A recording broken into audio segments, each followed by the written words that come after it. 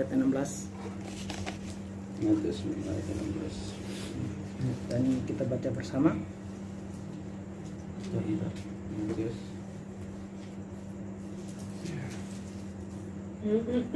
Kalau sudah menemukan bilang kata amin. Amin. Amin. 16. 16. Matius 5 ayat 16. Amin. Mari kita baca bersama. Demikianlah hendaknya terangmu bercahaya di depan orang, supaya mereka melihat perbuatanmu yang baik dan memuliakan Bapamu yang di surga. Nah, di ayat ini dikatakan banyak orang yang merendahkan kita, ada yang gak suka sama kita dan kehidupan kita. Nah, di ayat ini dikatakan ada yang bilang ini munafik, rajin baca Alkitab, rajin ke gereja, padahal tipenya kayak gitu, beda yang sesuai yang kita lihat bilang gitu. Nah, itu kita jangan ambil hati, gitu, jangan ambil hati. Kita tuh sudah menang dalam hal itu. Makanya ayat ini dibilang kita terang di depan banyak orang ini. Nah, kita tuh menang dari hal itu. Kan kita ini kalau turun ada Roh Kudus, kalau kita mempunyai Roh Kudus itu anak-anak Tuhan itu memang gak pernah namanya dendam apa gitu. Kan kenapa kita nggak bisa dendam apa? Kan kita mempunyai Roh Kudus. Nah, itu tuh yang dikatakan oleh ini. Kan kita itu selalu mempercaya dan mendengar firman Tuhan itu apa yang kita lakukan, dia melihat kita berbeda dengan yang dia nilai, kan itu berbeda.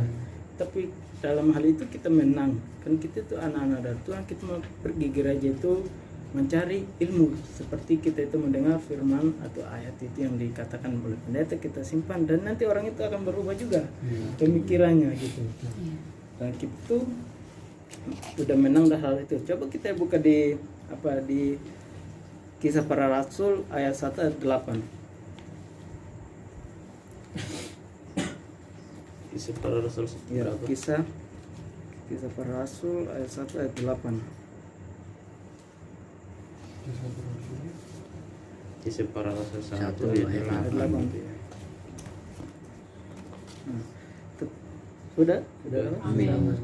Tetapi kamu akan menerima kuasa dalam Roh Kudus turun ke atas kamu, dan kamu akan menjadi saksiku di Yerusalem dan di seluruh Yudea dan Samaria dan sampai ke ujung bumi.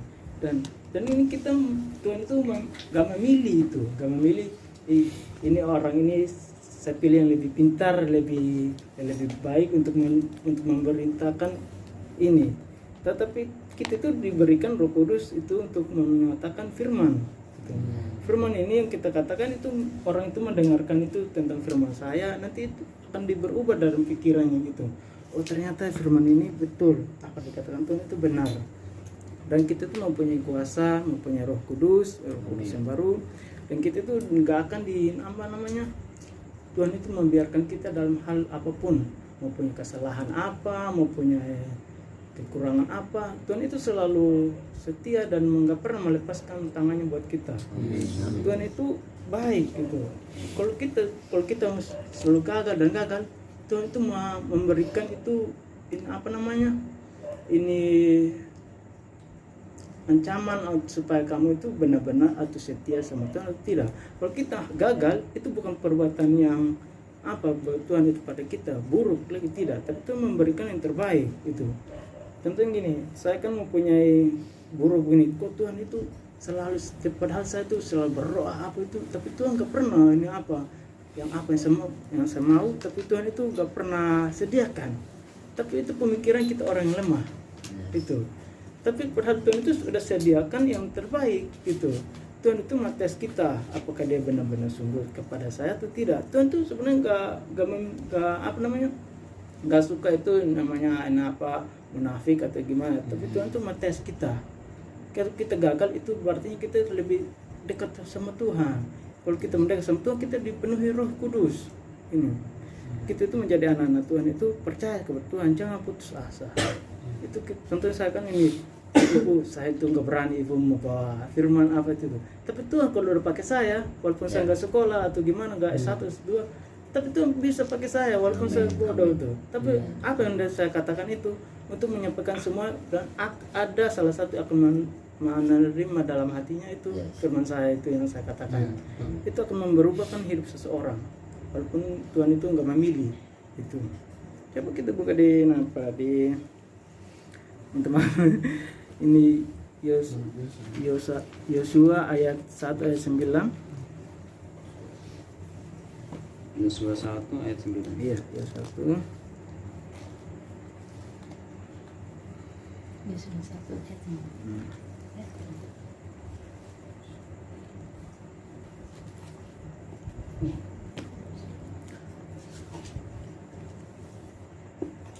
Jalan biasanya. Selesai.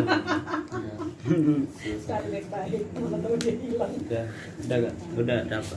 Iya, Silakan iya. dibacakan. Silakan. Mari kita baca. Ya Tuhan. Biasa aja yang baca. Bukankah telah kuperintahkan kepadamu, kuatkan dan teguhkanlah hatimu, janganlah terkejut dan tawaran hatimu, sebab Tuhan Allahmu menyertai engkau ke manapun engkau pergi. Nah, dimanapun kita pergi itu, di tempat yang apa itu, pokoknya itu Tuhan tuh gak pernah melepaskan kita. Amin. Itu Amin. Tuhan, contohnya kita ada kesalahan, Tuhan aku nih punya masalah besar, kita nih saya mau punya salah besar, gimana ya Tuhan? Gak mungkin kita melarikan kepada teman kita atau ibu kita atau saudara-saudara kita, kan gak mungkin. Yang kita lari itu yang utamakan Tuhan. Tuhan tuh gak pernah melepaskan kita. Kalau kita gak ingat Tuhan, utamakan masalah itu dalam pemikir kita, itu akan menjadi ancaman juga.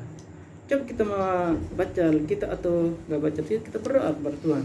Tuhan, aku minta pertolonganmu Tuhan, supaya aku masalah ini selesai, supaya ini sesuai yang saya mau, yang sesuai yang lancar yang dalam pikiran saya gitu. Tuhan akan buka jalan, gak pernah melepaskan kita, sesuai yang saya katakan ini dalam ayat ini. Tuhan itu selalu menyayangi kita. Kalau kita tuh gagal, bukan berarti Tuhan itu melepaskan kita dalam hal itu. Mungkin ada rencana lain Tuhan memberikan kepada kita. Makanya itu Tuhan bilang, kuatkan hatimu.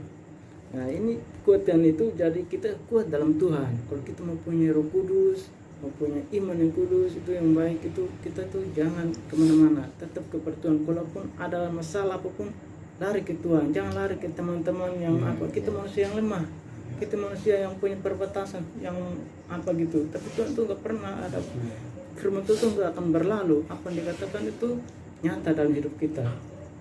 Tuhan itu gak akan melepaskan kita dalam hal apapun. Tuhan tuh mau kita tuh di jalan yang terang, bukan jalan yang gelap. Kita di hidup ini mencari yang terang, bukan yang gelap. Tuhan itu adalah terang dunia bagi kita semua. Amin.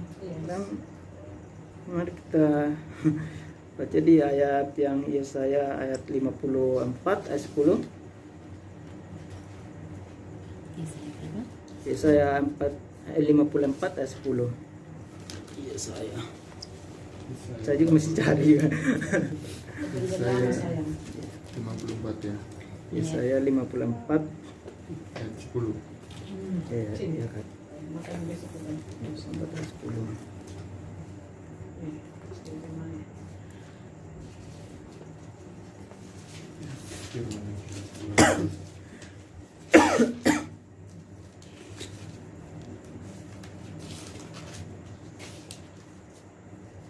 Amin. Haleluya. Ini belum. Ada. Saya bacakan. Yes. Ya. Yesaya ayat yang 54 ayat 10. Iya. Sebab biarpun gunung-gunung dengan bukit-bukit bergoyang, tetapi kasih setiaku tidak akan beranjak daripadamu, dan perjanjian damaiku tidak akan bergoyang.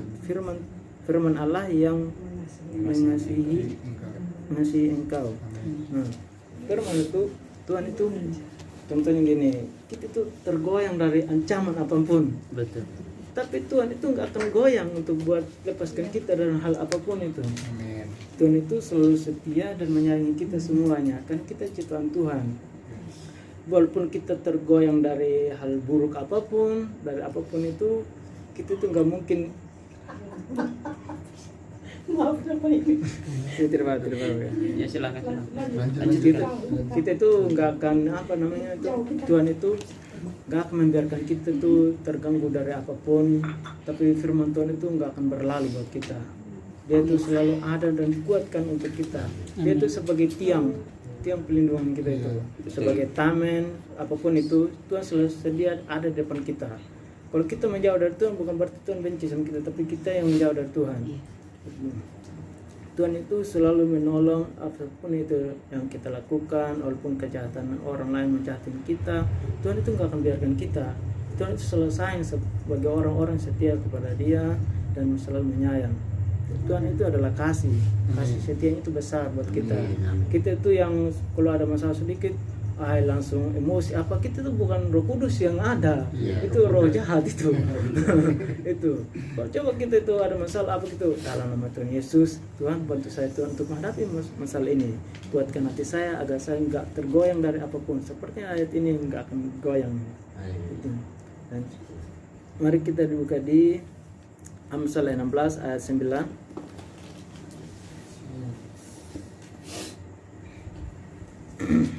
Amsal 16 ayat 9.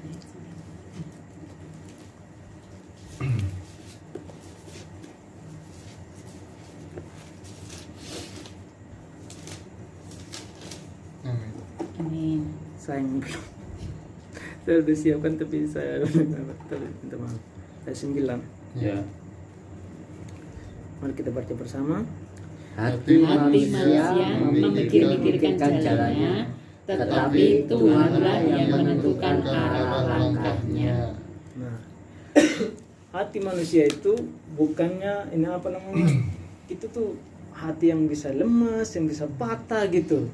Tapi Tuhan itu datang itu kepada orang-orang yang sakit hati, yang sakit apapun itu, Tuhan tuh datang. Makanya saya bilang itu, apapun masalah kita datang kepada Tuhan. Jangan datang kepada Jeffrey, ke Andre, Bapak Pendeta, Ibu Yani. Jangan. Utamakan Tuhan. Gak mungkin mereka cepat datang langsung masih berapa menit baru sampai ke tempat tujuan. Tapi kita berdoa, Tuhan selalu ada 24 jam buat kita. Itu sebagai tamen pelindungan hidup kita. Makanya itu Tuhan tuh datang. Mau kamu sakit apapun, mau kamu sakit hati apapun, datang kepada Tuhan. Tuhan itu selalu setia dan menyayangi buat kita semua. Tuhan tuh nggak pernah meninggalkan kita dalam hal apapun, sekecil apapun. Tuhan itu sangat luar biasa buat kita. Coba kita perhatikan dari hidup dari kemarin-kemarin. Oh, puji Tuhan, dari kemarin-kemarin saya nggak punya masalah, nggak punya apa. Itu berkat dari sahabat, berkat Tuhan kan kita setia sama Tuhan. Amin. Kalau kita semua pun penuhi Roh Kudus, jiwa yang baru, Bang pagi kita berdoa, Tuhan berikan kesatuan, kekuatan, jiwa yang baru buat pagi hari ini.